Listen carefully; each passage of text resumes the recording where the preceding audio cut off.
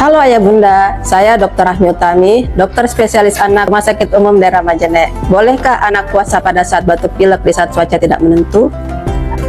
Saat cuaca tiba-tiba hujan lalu panas terik, daya tahan tubuh anak bisa menurun.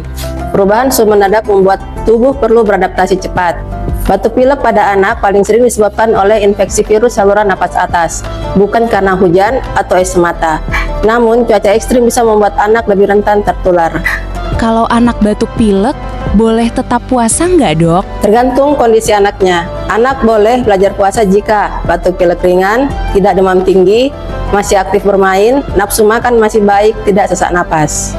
Sebaiknya tidak puasa jika demam lebih 38 derajat Celcius, lemas, pucat atau mengantuk terus, napas cepat atau sesak, muntah atau diare, asupan makan dan minum sangat berkurang.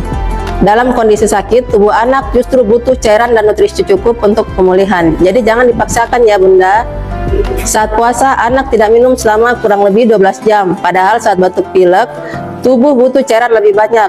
Tenggorokan bisa makin kering, lendir jadi lebih kental, resiko dehidrasi meningkat. Kalau anak tetap ingin puasa, pastikan sahur cukup cairan, air putih lebih utama, hindari minuman terlalu manis, konsumsi buah tinggi air seperti semangka, pir, atau jeruk, istirahat cukup. Segera periksa ke dokter jika batuk lebih dari 5-7 hari. Tidak turun, nafas berbunyi atau sesak, anak terlihat sangat lemah. Intinya Ayah Bunda, puasa itu ibadah yang tidak boleh membahayakan kesehatan anak. Jika batuk pilek ringan dan kondisi anak baik, boleh belajar puasa.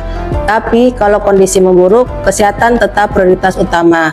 Selamat menjalankan ibadah puasa 1447 Hijriah.